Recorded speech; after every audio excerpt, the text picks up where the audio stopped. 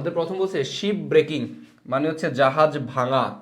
Years, years মানে আমরা সাধারণত বলতে পারি যে এই জায়গায় আমরা উঠান হিসেবে ব্যবহার করি, তাই না? কিন্তু এই জায়গায় হচ্ছে ডক, জাহাজ যেখানে রাখা হয় এটাকে ডক বলা হয়, জাহাজ রাখার ডক। ওকে, ডক। সো তারপরে আমাদের কি বলছে, অর অথবা graves for worker. Grave yard শুনছি না আমরা, গ্রেভ ইয়ার্ড। গ্রেভ ইয়ার্ড মানে কি, কবরস্থান, তাই না? এই গ্রেভের সাথে ইয়ার্ডটা অ্যাড করে দিলে কবরস্থান হয়ে যায়। তো এই গ্রেভ মানে কবর, হ্যাঁ, ফর ওয়ার্কার্স মানে হচ্ছে এই জাহাজ ভাঙা। এটা একটা একটু খোঁচা দিয়ে কথাটা বলছে, সেটা হচ্ছে হয় জাহাজের ভাঙার ডক, না হয় হচ্ছে ওই জায়গাটা হচ্ছে ওয়ার্কারদের কবরস্থান বা কবর, এরকম একটা বলছে। প্লুরাল ফর্মে এস দিয়ে অ্যাড করছে। ওকে, আচ্ছা, তো এই হচ্ছে। তারপরে এখানে বলছে যে workers safety must be a priority. অবশ্যই ওয়ার্কারদের কি হবে, ওয়ার্কারদের safety must be a priority. এই জায়গায় এই জিনিসটা বোঝার একটু দরকার আছে। আমরা যখন অনেক সময় বলি না যে যেমন আমার নাম হাবিব, সো আমার কলম, তাহলে হাবিবের কলম, তখন আমরা কিভাবে লিখি, হাবিবস পেন, তাই না? এটা আমরা জানি, অ্যাপোস্ট্রফি এস দিয়ে লেখে হাবিবস পেন, হাবিবের কলম। দ্য পেন অফ হাবিব এভাবে বলা যায়। আপনি অনেক সময় বলতে পারেন যে ভাই ওইভাবে পারবো কিনা, অবশ্যই পারবো। The pen of Habib, Habib. এখন কোয়েশ্চেন থাকতে পারে ভাই এখানে দাস শব্দটা কেন অ্যাড হইলো? দাস শব্দটা অ্যাড হওয়ার কারণটা হচ্ছে কলমটা এখানে নির্দিষ্ট হয়ে গেছে। এই দাস শব্দটা আসছে কেন? কারণ কলমটা কার, এই কথাটা কিন্তু এখানে নির্দিষ্ট। কার কলমটা? হাবিবের। তার মানে এই দাস শব্দটা দিয়ে নির্দিষ্ট করে দেওয়া হয়েছে। ওকে, এবার আসেন হাবিবস প্যান বলছি, কিন্তু সমস্যা হচ্ছে আমরা অনেক সময় দেখি আমাদের ইয়াতে, ধরেন কি বলে, আমাদের ভার্সিটি অথবা আমাদের কলেজগুলার টয়লেট বা ওয়াশরুমের সামনে লেখা থাকে হচ্ছে টিচার্স টয়লেট, টয়লেট বা ওয়াশরুম।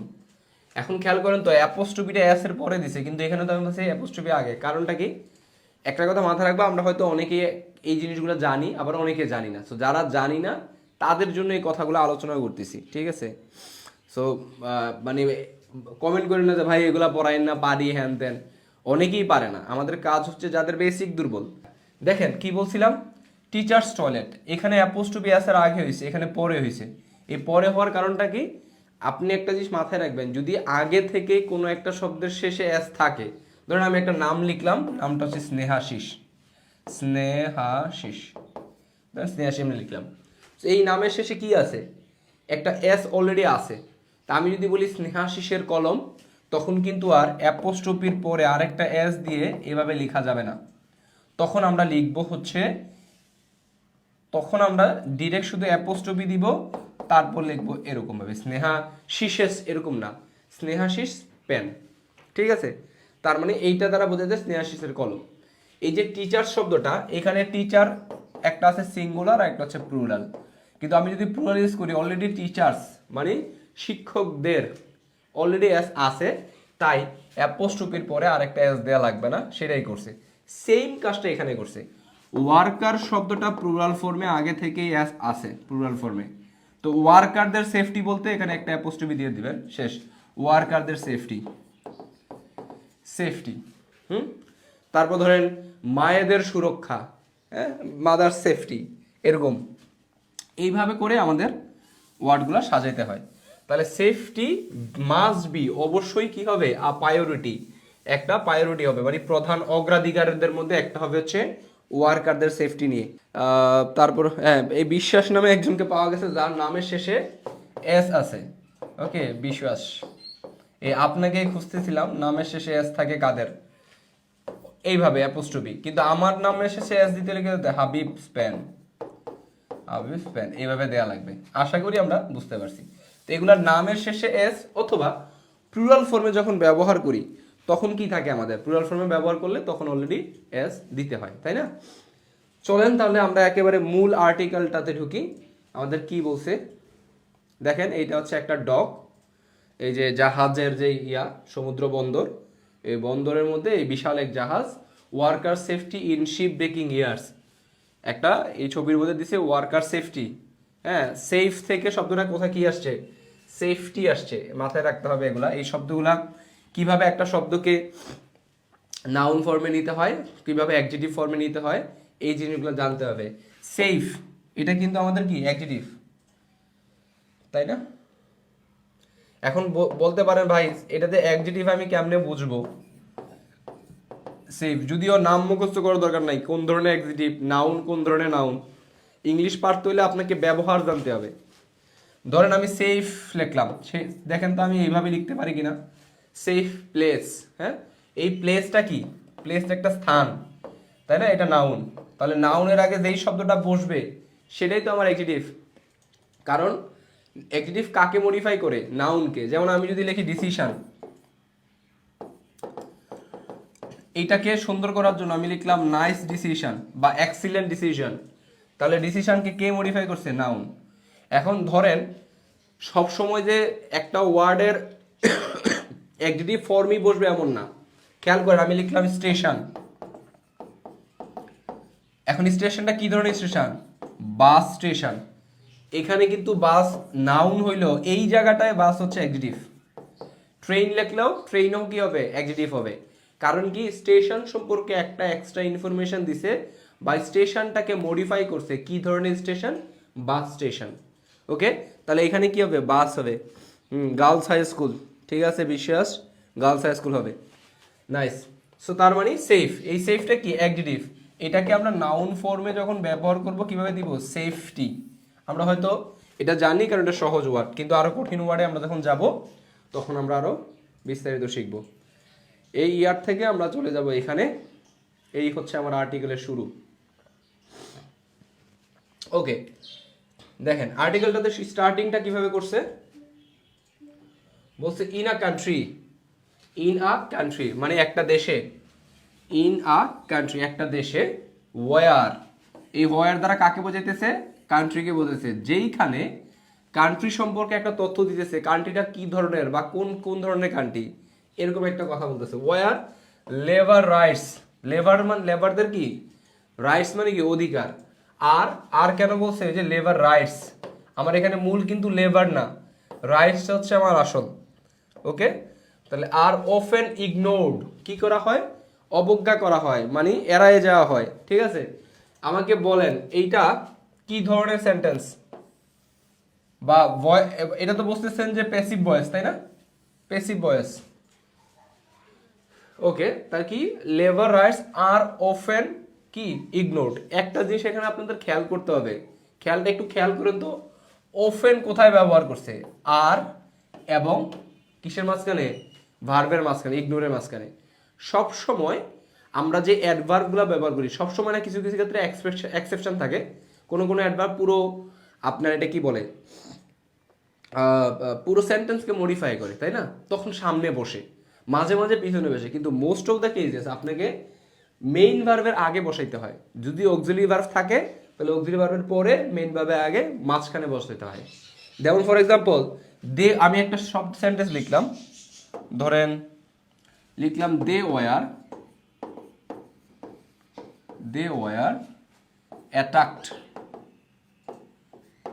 অ্যাটাকড, তাদেরকে আক্রমণ করা হয়েছিল সিভিয়ারলি ফর এক্সাম্পল, বা দে ওয়ার ইনজুর্ড এরকম হইতে পারে।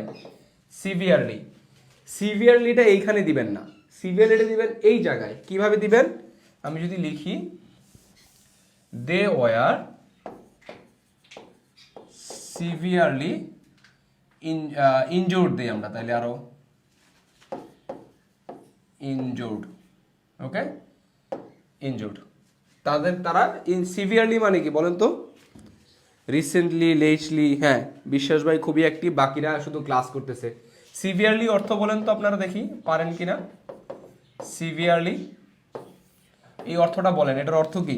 সিভিয়ারলি মানে যে ভুলটা কোথায় হয়েছে? সিভিয়ারলি মানে ঘোরতর না, ঘোরতর ভাবে, গুরুতর মানে সিভিয়ার, শুধু সিভিয়ার। হ্যাঁ, সিভিয়ার এইটা হচ্ছে গুরুতর, কিন্তু সিভিয়ারলি কি? গুরুতর ভাবে। এটা একটা অ্যাডভার্ব। গুরুতর ভাবে কি হয়েছিল? ইনজুর্ড হয়েছিল। তার মানে এটা একটা কি ব্যবহার করছে? এটা কি এখন কি জানলাম? অ্যাডভার্বগুলো বেশিরভাগ সময় আমরা মাঝখানে ব্যবহার করি। আর এই সেন্টেন্সটা বেসিক্যালি একটা প্যাসিভ ভয়েস, তাই না? যেমন ধরেন আমি যদি বলতাম যে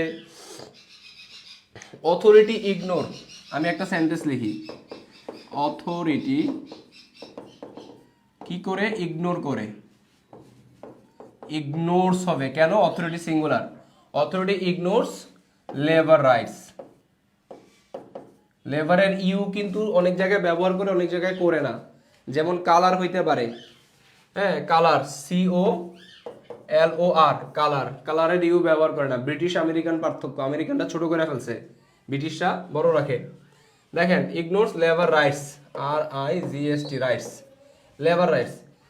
এই যে আমি এখানে এইটা আমার কোন ধরনের সেন্টেন্স, আমার অ্যাক্টিভ ভয়েস বা মূল sentence, authority ignores labour rights, লেবারদের, হ্যাঁ লেবারদের অধিকার। একটা জিনিস মাথায় রাখবেন, সবসময় কিন্তু এইভাবে অ্যাপোস্ট্রফি দিয়ে ব্যবহার করা যাবে না যে লেবার্স রাইটস এরকম ব্যবহার করা যাবে না, ঠিক আছে? কিছু কিছু শব্দ এইভাবে ব্যবহার করা, যেমন ধরেন বায়োলজি টিচার, এইটা কেন বললাম, কারণ হচ্ছে এখানে এইভাবে করবেন না যে বায়োলজিস্ট টিচার, ব্যাপারটা কিন্তু এটা না, সব সময় হয় না। তো এই ব্যাপারগুলো আমাদের এইভাবে পত্রিকা পড়ে পড়ে জানতে হবে। তাহলে খেয়াল করেন, বায়োলজি টিচার বলতে হবে, বায়োলজিস্ট টিচার না। ঠিক একইভাবে লেবার রাইট, একটু আগে আমরা যে আলোচনাটা করতেছিলাম যে এটা একটা প্যাসিভ ভয়েস, তাই না? প্যাসিভ ভয়েস কিভাবে হয়েছে প্যাসিভ ভয়েসটা? আমরা বলছিলাম যে মূল সেন্টেন্সটা হয়তো এইভাবে হইতে পারতো যে অথরিটি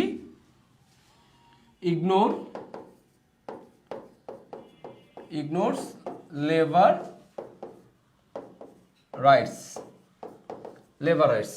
এইটা। এখন প্যাসিভ ভয়েস করার নিয়ম হচ্ছে আমাকে প্রথমেই জানতে হবে ইকোনমি টিচার, ইকোনমি না, আমার সাবজেক্টের নাম কি, ইকোনমিক্স, সাবজেক্টের নামটা লিখতে হবে ইকোনমিক্স টিচার। হ্যাঁ খেয়াল করেন, আমাকে এখন প্রথমে জানতে হবে সেন্টেন্সটা আসলে কোত্থেকে আসছে। এই যে ইগনোর, এটা একটা প্রেজেন্ট ইনডিফিনিট টেন্স। যদি আমি যেই সেন্টেন্সটি, যেই টেন্সটাকে ভয়েস চেঞ্জ করব, তার পরের টেন্সের অক্সিলারি ভার্ব আনতে হবে। তাহলে এই প্রেজেন্ট ইনডিফিনিট টেন্সের পরের টেন্স হচ্ছে কন্টিনিউয়াস, তাই না? তাহলে কন্টিনিউয়াসের ইয়া কি, এম ইজ আর, তারপরে আমার অবজেক্টকে কি করতে হবে, সামনে নিয়ে আসতে হবে, সাবজেক্টকে শেষে নিয়ে যেতে হবে, বা সাবজেক্ট ইউজ করার দরকার নাই। প্যাসিভ ভয়েস কখন করা হয় সেটা আগে আমাদের জানতে হবে। বেসিক্যালি আপনি যখন অবজেক্টটাকে গুরুত্ব দিবেন, এখানে কে ভায়োলেট করে সেইটার চেয়ে আমার যে লেবার রাইটসটা ভায়োলেট করা হয় সেটা আমি বলতে চাই, সেটা গুরুত্বপূর্ণ, সেটাকে এই জন্য আগে ব্যবহার করতে চাই। এই গুরুত্ব দেওয়ার জন্যই অবজেক্টটাকে তখন সামনে ব্যবহার করে। তাহলে এই লেবার রাইটকে কি করছে, সামনে ব্যবহার করছে, ওকে সাবজেক্ট। এবার লেবার রাইটস কি সিঙ্গুলার প্লুরাল, কোনটা প্লুরাল, তার মানে এম ইজ আর এর মধ্যে আর বসবে, আর বসছে, যেই ভার্বটা থাকবে এই ভার্বটা, ও এখানে ওফেন শব্দটা ছিল না, ধরেন ওফেন, ওই ভার্বটার 3 নাম্বার ফর্ম, 3 নাম্বার ফর্মকে আমরা কি বলি, আমরা বলি present participle, sorry past participle, ওকে পাস্ট পার্টিসিপল। সো তার মানে লেবার রাইটস আর এই অফেন বসছে, এটা পাস্ট ইগনোরড, কে ইগনোর করছে, ইগনোরড বাই অথরিটি। এই জায়গাটা আমার এখন ইম্পর্টেন্ট না, তাই এটা আমি দিব না। এই হচ্ছে প্যাসিভ ভয়েস করার নিয়ম। এই আর্টিকেলটা আমাদের আরও প্যাসিভ ভয়েস আছে। এখন আরেকটা জিনিস খেয়াল করেন, এইখানে একটা ভার্ব ব্যবহার করে নাই, ইগনোর এবং ভায়োলেটেড, ইগনোর করা হয়, অবজ্ঞা করা হয় এবং লঙ্ঘন করা হয়, ভায়োলেটেড। মূলত বেসিক্যালি আর ইগনোরড এন্ড আর ভায়োলেট, কিন্তু দুই জায়গায় ব্যবহার করার দরকার পড়ে না। এন্ড দিয়ে যখন দুইটা ভার্ব অ্যাড করতেছেন বা কোনো কিছু অ্যাড করতেছেন, হ্যাঁ যেমন ফর এক্সাম্পল আমি যদি বলি I will go and enjoy,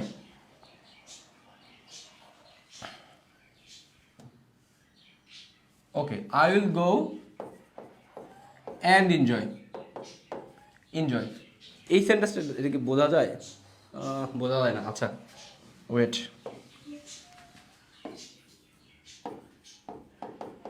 I will go and enjoy,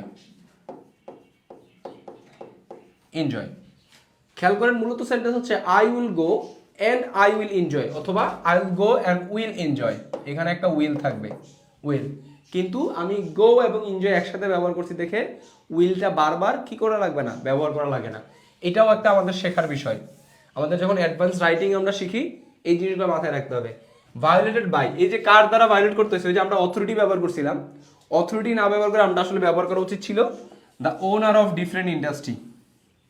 owner different industry, বিভিন্ন ইন্ডাস্ট্রির, ডিফারেন্টের জায়গায় আমরা কি ব্যবহার করতে পারি, ভেরিয়াস ব্যবহার করতে পারি।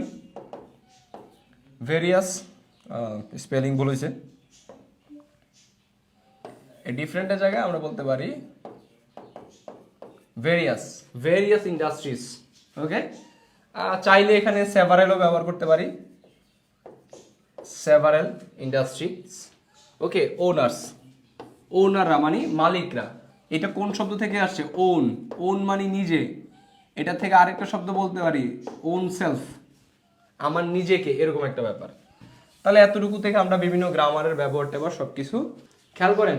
ইট comes as no surprise, it comes as no surprise, লেখাটাকে আসলে একটু ঘুরাইয়া দিছে। এটা লিখতে পারতো ইট সারপ্রাইজেস, ইটস সারপ্রাইজেস। এটা কি করে, সারপ্রাইজ করে, দ্যাট, এভাবে শুরু করতে পারতো। ইট সারপ্রাইজেস দ্যাট। সারপ্রাইজেস কেন ব্যবহার করলাম, ইটের জন্য। সারপ্রাইজের সাথে কি ব্যবহার করছি, একটা এস ব্যবহার করছি, সিঙ্গুলার করছি। ভার্বকে সিঙ্গুলার করতে এস অথবা ইএস যোগ করতে, আমরা এটা জানি। তাহলে ইট সারপ্রাইজেস দ্যাট এইভাবে ব্যবহার করতে পারতো, কিন্তু একটু ঘুরাইয়া ব্যাপারটাকে একটু সুন্দর করতে, it's comes as no surprise, হ্যাঁ এরকম। বা ইট ডাজেন্ট, আচ্ছা এটা যেহেতু নো আছে তার মানে it doesn't surprises, it doesn't মানে ডাজ নট সারপ্রাইজ। খেয়াল করেন এখন আর এই সারপ্রাইজ এস হবে না, কারণ যেই এস এর কন্ডিশনটা ছিল এটা আমরা ডাজের ক্ষেত্রে ব্যবহার করছি। আমরা ডো ব্যবহার না করে আমরা ডাজ ব্যবহার করছি। তাহলে it comes as no surprise, এটা আমাদেরকে কোনো অবাক করে না। It comes as no surprise that কি করে, এটা হচ্ছে কোনো সারপ্রাইজ করে না আমাদেরকে। কারণ কি সারপ্রাইজ করে না, ওয়ার্কার্স ইন আওয়ার, ওয়ার্কাররা ইন কোথায়, in our ship breaking yards, এখানে ইন ব্যবহার করছে। শিপ ব্রেকিং ইয়ার্স এর যে ওয়ার্কাররা আছে, are being forced to work in unsafe condition, are being forced. Okay, এইটা আমাদের important. Are being forced to work in unsafe condition, সেফকে আনসেফ করছে ইউএন দিয়ে। এটাকে আমরা সাফিক্স প্রিফিক্স বলতে পারি, prefix, prefix suffix. Unsafe condition, ওয়ার্কারদের কি করা হইতেছে, ওয়ার্কারদের ফোর্স করা হইতেছে। এই যে আমি বললাম যে ওয়ার্কারদের ফোর্স করা হইতেছে, এই কথাটা আমি কিভাবে বুঝলাম, যে এটা অর্থটা এইভাবে কেন হবে, এই যে আর বিং ফোর্স দ্বারা। আমাকে একটু এইটাকে অ্যাক্টিভ ভয়েস করে দেখান তো, জাস্ট যেটা মাথায় রাখবেন শুধু এতটুকু, ওয়ার্কার ইন আওয়ার, এই জায়গাটা লাগবে না আপনাদের, শুধু ওয়ার্কার আর বিং ফোর্সড, এখানে কার দ্বারা, ওনার দ্বারা। আমাদের ইয়া কি, ওনার্স, ওনার্স। প্যাসিভ ভয়েস মানেই হচ্ছে, ভয়েস চেঞ্জ মানেই হচ্ছে ভার্বের 3 নাম্বার ফর্ম, যেটা হচ্ছে পাস্ট পার্টিসিপল বলি আমরা। এবং প্যাসিভ ভয়েস কেন ব্যবহার করি, দেখেন প্যাসিভ ভয়েস কখন ব্যবহার করি, যখন আমি অবজেক্টটাকে গুরুত্ব দিতে চাই।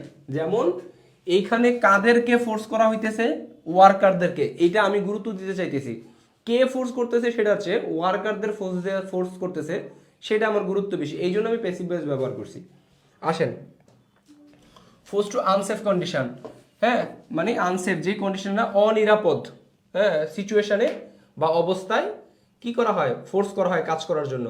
হুইচ অফেন, যেটা হুইচ অফেন, যেটা প্রায়ই, লিড টু মেজর অ্যাক্সিডেন্টস, যেটা কি কি লিড করে, লিড মানে কি সামনের দিকে আগায় নিয়ে যাওয়া, ধাবিত করা, এরকম একটা বোঝায়।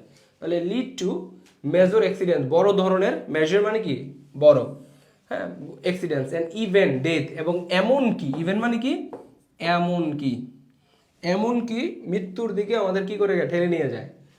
According to latest report by NGO, NGO দ্বারা, এনজিওর পূর্ণরূপ কি বলেন, আমরা বিভিন্ন ধরনের এনজিও জানি না, যারা ক্ষুদ্র ঋণ দেয়, ক্ষুদ্র ঋণ দেয়, এই এনজিওর ফুল ফর্ম কি কেউ জানেন, নন গভর্নমেন্ট অর্গানাইজেশন। এই এনজিও দ্বারা একটা লেটেস্ট মানে সর্বশেষ, লেটেস্ট রিপোর্টে জানানো হয়েছে, অ্যাকর্ডিং টু মানে অনুসারে, রিপোর্ট অনুসারে, এনজিওর সর্বশেষ রিপোর্ট অনুসারে। অ্যাকর্ডিং টু মানে হচ্ছে মতে বা অনুসারে। যেমন আমি যদি বলি আমার মতে এই ডিসিশনটা ঠিক হয় নাই, তাহলে আমি বলবো কি অ্যাকর্ডিং টু মি। একটা জিনিস খেয়াল করেন, আমি যদি অ্যাকর্ডিং টু এর পরে নাউন ব্যবহার করতে পারবো, অথবা আমি কি ব্যবহার করব, আমি ব্যবহার করবো হচ্ছে প্রনাউন। কিন্তু প্রনাউনের কোন ফর্ম ব্যবহার করছি, অ্যাকর্ডিং টু মি বলতেছি, অ্যাকর্ডিং টু আই না। আবার অ্যাকর্ডিং টু দে হবে না, অ্যাকর্ডিং টু কি হবে, দ্যাম হবে। সো এই ব্যবহারটা মাথায় আমাদের রাখতে হবে যখন আমরা লিখি, তখন এই জিনিসগুলো মাথায় রাখতে হবে। ওকে, নন গভর্নমেন্ট অর্গানাইজেশন। তারপর খেয়াল করেন কোথায় আছি আমরা, report ship breaking platform, NGO. মানে শিপ ব্রেকিং প্ল্যাটফর্মগুলোর যে এনজিও আছে, এই এনজিও লেটেস্ট রিপোর্ট অনুযায়ী all the ship breaking accidents, সব যে জাহাজ ভাঙার যে দুর্ঘটনা হয়েছে, দ্যাট হ্যাপেন্ড, যেগুলা হ্যাপেন্ড মানে কি ঘটেছে অতীতকাল, বিটুইন দুইজনের ক্ষেত্রে বা দুইটা জিনিসের ক্ষেত্রে, জুলাই এবং সেপ্টেম্বরের মধ্যে ঘটছে, দিস ইয়ার এই বছরে, অ্যাক্রস দ্য ওয়ার্ল্ড সারা বিশ্বের বিভিন্ন প্রান্ত থেকে বোঝাইতে অ্যাক্রস ব্যবহার করা হয়। অ্যাক্রস কি একটা preposition, across the world. Through out আছে না, থ্রু আউট দ্য ওয়ার্ল্ড বলি না আমরা, বিশ্বের সারা বিশ্ব জুড়ে, তখন কি বলি, through out the world, through out the world. এই থ্রু আউটের বদলে এই জায়গায় অ্যাক্রস ব্যবহার করছে। অ্যাক্রস হচ্ছে নানান প্রান্ত থেকে, সারা বিশ্ব জুড়ে, আর নানান প্রান্ত, বিশ্বের বিভিন্ন প্রান্ত থেকে, ঠিক আছে। থ্রু আউট দ্য ওয়ার্ল্ড ব্যবহার করলে সারা বিশ্ব জুড়ে, আর অ্যাক্রস দ্য ওয়ার্ল্ড বিশ্বের বিভিন্ন প্রান্তের যে শিপ ব্রেকিং অ্যাক্সিডেন্টগুলো হয়েছে জুলাই থেকে সেপ্টেম্বর মধ্যে, they were four of them, হ্যাঁ there were four of them, তাদের মধ্যে 4টা টোক প্লেস ইন বাংলাদেশ। টোক প্লেস কোথেকে আসছে, টেক প্লেস থেকে আসছে। টেক প্লেস একটা ফ্রেজাল ভার্ব, হ্যাঁ, এটা মানে হচ্ছে ঘটা বা ঘটেছিল। টেক প্লেস মানে ঘটা, আর অতীতকালে টুক প্লেস ঘটেছিল। তার মানে এইটার জন্য আমরা ইংলিশ বলতে পারি হ্যাপেন মানে ঘটা। একটু আগে বলছিলাম যে হ্যাপেন শব্দটা আসছিল। দেখেন কি কাজ করছে, একই সেন্টেন্সে একবার হ্যাপেন ব্যবহার করছে, একবার টুক প্লেস ব্যবহার করছে, এটা মাথায় রাখতে হবে। তাছাড়া আমরা এখানে অকারও বলতে পারি, অকার্ড। মূল শব্দটা হচ্ছে অকার। একটা জিনিস খেয়াল করেন, এখানে আরেকটা জিনিস ব্যাখ্যা করব, সেটা হচ্ছে অকার। হ্যাঁ, এই অকার শব্দটার এইটা হচ্ছে মূল শব্দ, অকার, OCCUR, অকার। একটা জিনিস আপনারা মাথায় রাখবেন, আমরা যখন কোনো ধরনের শব্দ পাই, যেমন ধরেন একটা শব্দ স্টপ, সহজ শব্দ স্টপ, এটাকে যদি আমরা পাস্ট ফর্ম করতে যাই অথবা পাস্ট পার্টিসিপল করতে চাই, সবসময় পার্টিসিপল হবে না, পাস্ট ফর্ম আমরা যাই, অথবা এটাকে আমরা আইএনজি অ্যাড করতে চাইবো, স্টপিং, তখন আমাদের কাজ হচ্ছে আমরা ওই শব্দটার লাস্ট 3টা লেটার নিব। এই লাস্ট 3টা লেটারের মধ্যে যদি মাঝখানে একটা ভাওয়েল হয় আর আগে পরে 2টা হচ্ছে কনসোনেন্ট হয়, তখন এই সিচুয়েশনে সবসময় লাস্টের লেটারটাকে ডাবল করতে হয়, স্টপ। তাহলে আইএনজি করতে হলে স্টপিং। যেমন শব্দ হচ্ছে কাট শব্দ এমনি 3টা লেটারের শব্দ, এটা যদি আমি আইএনজি করি, কাটিং ট্রিজ। দেখেন অকারের ক্ষেত্রে সেম কাজটা করছি, CCUR, লাস্ট 3টা লেটার নিলে আর এবং সি কনসোনেন্ট, মাঝখানেরটা হচ্ছে ভাওয়েল, তাহলে লাস্ট লেটারটাকে আমি ডাবল করে দিলাম, অকার্ড। তাহলে টেক প্লেস মানে সংগঠিত হওয়া বা ঘটা, হ্যাপেন মানেও ঘটা। যেই অ্যাক্সিডেন্টগুলা, এই আমাদের এখান থেকে সেন্টেন্সটা শুরু হয়েছে, খেয়াল করেন বিশাল সেন্টেন্স, এখান থেকে সেন্টেন্সটা শুরু হয়েছে এবং এইখানে এসে শেষ হয়েছে। According to the latest report by NGO কি শিপ ব্রেকিং প্ল্যাটফর্মগুলোর এনজিওর সর্বশেষ তথ্য অনুসারে অথবা প্রতিবেদন অনুসারে অথবা রিপোর্ট অনুসারে, all the ship breaking accident that happen between July and September this year across the world, সারা বিশ্বের বিভিন্ন প্রান্ত থেকে বা সারা বিশ্বের জুড়ে জুলাই থেকে সেপ্টেম্বরের মধ্যে যেই কিগুলা ঘটছে, শিপ ব্রেকিং জাহাজ ভাঙার সব ধরনের যেই অ্যাক্সিডেন্টগুলো ঘটছে, তাদের মধ্যে দেয়ার আর 4 অফ দেম, তাদের মধ্যে 4টা ছিল টোক প্লেস ইন বাংলাদেশ। 4টা কোথায় ঘটছে, বাংলাদেশে ঘটছে। খেয়াল করেন হাইফেন দিয়ে মাঝে আরেকটা সেন্টেন্স অ্যাড করছে। মূলত এই যে অ্যাক্সিডেন্ট, এটা হচ্ছে আমার মেইন সাবজেক্ট। খেয়াল করেন, আবার বলতেছি, এই সেন্টেন্সটা এখান থেকে শেষ হয়ে এখানে, এই সেন্টেন্সটা আমার মূল সাবজেক্ট হচ্ছে শিপ ব্রেকিং অ্যাক্সিডেন্টস। অ্যাক্সিডেন্ট থেকে এইটার ভার্ব আসছে টোক প্লেস, অ্যাক্সিডেন্টস টোক প্লেস ইন বাংলাদেশ। মূলত এটা আমার সেন্টেন্স, কিন্তু আমি এখানে এই সেন্টেন্সটাতে কি করছে, সেন্টেন্সটা বড় বানাইছে। কিভাবে বড় বানাইছে খেয়াল করেন, অ্যাক্সিডেন্টটা কখন ঘটছে একটা এক্সট্রা তথ্য দিছে, দ্যাট হ্যাজ হ্যাপেন, এক্সট্রা তথ্য দিছে, এবং কোথায় ঘটছে সেটা তথ্য দিছে। তার মানে আমরা কখন কোথায় কিভাবে হয়েছে এগুলোর মাধ্যমে এক্সট্রা তথ্য দিই কিন্তু আমরা, তাই না ব্যাপারটা? এই কাজগুলো মাথায় রাখবেন। যেমন ধরো আমি বললাম আমার সম্পর্কে আমি একটা তথ্য দিলাম, হাবিব, হ্যাঁ, হু ইজ অ্যান ইনস্ট্রাক্টর। এগুলো আমাদের অ্যাডভান্স যে ব্যাচ আছে রাইটিংয়ে, আমরা খুব ভালোভাবে অ্যাডভান্সের ট্রান্সলেশনের ব্যাচ আছে আমাদের, রাইটিং অ্যান্ড ট্রান্সলেশনের ব্যাচ। ওকে, ওই ব্যাচে আমরা শিখে, একটা ব্যাচ চলতেছে, আরেকটা ব্যাচ শুরু হবে, এটা সম্পর্কে বলবো এখনই আপনাদেরকে। হাবিব হু ইজ অ্যান, আর এই ক্লাসগুলো আমরা নিউজ পেপার সবার জন্য ফ্রি রাখবো প্রতিদিন ইনশাল্লাহ। মানে কোনো একদিন হয়তো গ্যাপ হইতে পারে, মাঝে মাঝে আমার অসুস্থতা হইতে পারে, কাজ প্রয়োজন থাকতে পারে, আদারওয়াইজ আমাদের এই ক্লাসটা চলতে থাকবে। আমরা মূল আলোচনায় যাই। টোক প্লেস ইন বাংলাদেশ এতটুকু ছিলাম। এবার আসেন ডিউরিং দিস পিরিয়ড। এই ডিউরিং দিস পিরিয়ড, পিরিয়ড মানে কি এই সময়ে, ডিউরিং মানে কি সময়। ডিউরিং শব্দটা আপনাকে ব্যবহার করতে জানতে হবে। এই ডিউরিং শব্দটা ব্যবহার করার একটা জায়গা হচ্ছে, ধরেন আমি বললাম আমার ইউনিভার্সিটি লাইফে, পুরো লাইফে আমি ডিবেট ক্লাবের সাথে যুক্ত ছিলাম, তাহলে during my whole university life, university career, এই যে ইউনিভার্সিটির পুরো লাইফ জুড়ে বা পুরো সময়ে, এইটা বোঝাতে আমার ডিউরিং ব্যবহার করা হয়। ওকে, যেমন আমরা বলি না আমার পুরো বাল্যকালটা জুড়ে আমি কি করছি, দুষ্টামি করে কাটাইছি, তাহলে during my whole childhood, during my whole childhood, whole মানে কি পুরা। আর total of during this period, এই পিরিয়ডটার মধ্যে অর্থাৎ জুলাই থেকে সেপ্টেম্বর, আর টোটাল কতটা শিফট আমার 111টা ships were dismantle across the world.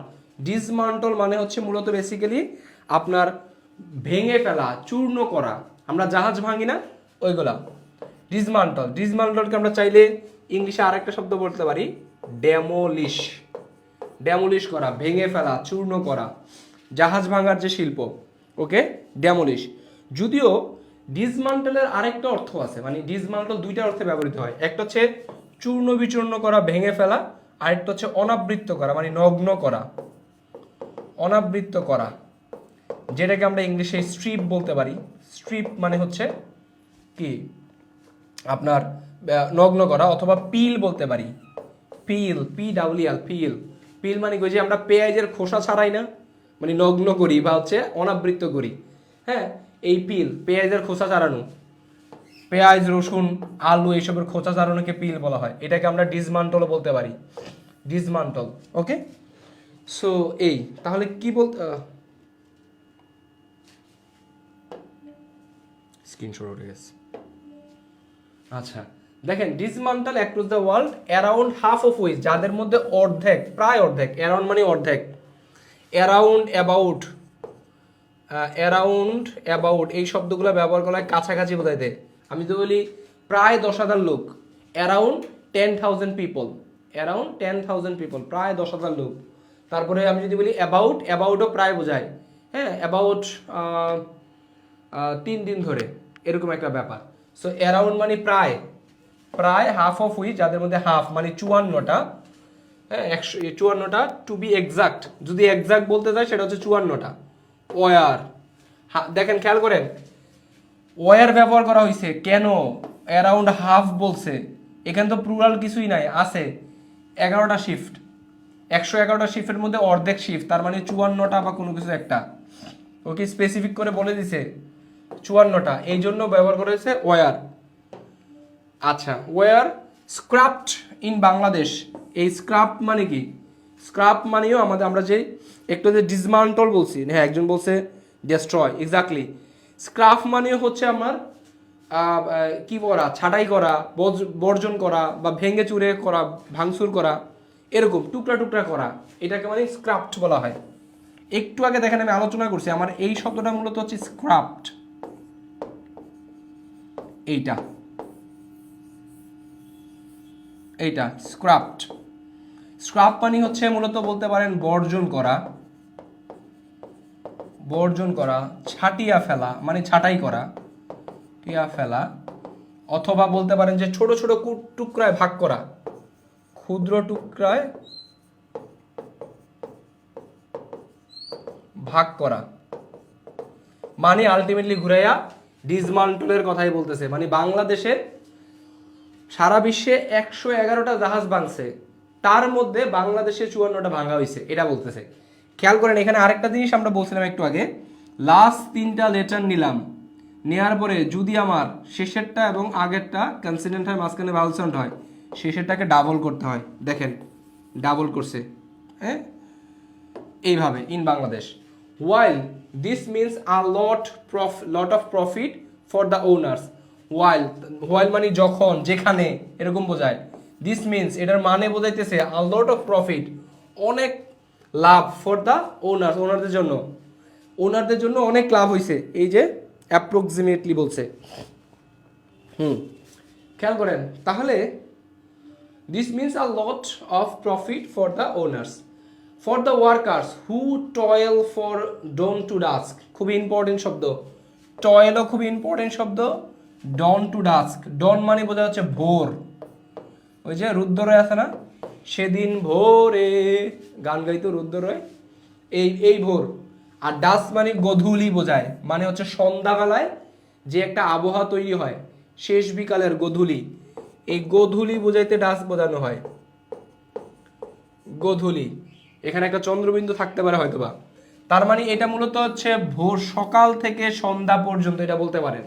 R toil মানে হচ্ছে পরিশ্রম করা, টয়েল মানে কি পরিশ্রম। এই খেয়াল করেন হু এর পরে টয়েল ব্যবহার করা হয়েছে, কিন্তু শুধু টয়েল কেন ব্যবহার করলো, কারণ হু এর আগে যেই সাবজেক্টটা আছে ওয়ার্কার্স, সবসময় মাথায় রাখবেন। এই যে আমি ওই সময় বলছিলাম হাবিব, হাবিব, হু ইজ ব্যবহার করছি, হু ইজ কেন ব্যবহার করছিলাম, ইজ এন ইনস্ট্রাক্টর বলছিলাম না, কারণ হু এর আগে কে আছে, হাবিব আছে। এই হাবিব অনুসারে মূলত ইজ ব্যবহার করা হয়েছে। ঠিক একইভাবে এই ওয়ার্কার অনুযায়ী টয়েলস ব্যবহার করে নাই, ঠিক আছে, টয়েল ব্যবহার করছে। তাহলে হু টয়েল, কখন কখন পরিশ্রম করে, ডন টু ডাস্ক, সকাল থেকে সন্ধ্যা পর্যন্ত, in this toxic and hazardous ships. এই দিস কেন ব্যবহার করছে, একটা জিনিস মাথায় রাখবেন, দিস, এই দিস কোত্থেকে আসছে, এটা মূলত এইটার সিঙ্গুলার ফর্ম দিস। আর আমরা দ্যাট ব্যবহার করি না, দ্যাটটা হচ্ছে দোজ। দিস কেন ব্যবহার করছে, এই শিপস মূলত হচ্ছে শব্দটা আমি যদি ছোট করে দিই, দিস শিপস, আপনি কিন্তু এটা ব্যবহার করতে পারবেন না যে দিস শিপস, এইভাবে ব্যবহার করা যাবে না, এইটা ব্যবহার করতে হবে। ওকে, এটা ব্যবহার করতে হবে। যদি এইটা ব্যবহার করতে চান তাহলে দিস শিপ বলতে হবে, শিপ এই জাহাজটা, আর দিস শিপস। এখন এই শিপ সম্পর্কে তথ্য দিছে, এই দিস শিপটা কি ধরনের, টক্সিক, খুবই টক্সিক টাইপের, মানে মারাত্মক টাইপের বা হচ্ছে পয়জনাস টাইপের, এন্ড হ্যাজার্ডাস মানে হচ্ছে ঝুঁকিপূর্ণ, বিপজ্জনক। This means precious little, this means precious, তার মানে এই যে তারা এই কষ্ট করে হ্যাজার্ডাস এবং টয়েল সিচুয়েশনে করতেছে, কাজ করতেছে, হ্যাঁ, এই টয়েল সিচুয়েশনে, তার মানে তাদের লাইফ আসলে কি না, মানে খুব বেশি গুরুত্বপূর্ণ না, প্রেশিয়াস লিটল, অল্প গুরুত্বপূর্ণ, অল্প মূল্যবান, ভ্যালুয়েবল। কারণ কি, ওনারা সারা বিশ্বের মধ্যে 111টা জাহাজ ভাঙা হয়েছে, তার মধ্যে বাংলাদেশ প্রায় অর্ধেক, 54টা জাহাজ ভাঙছে, তার মানে ওনারা অনেক লাভ করছে।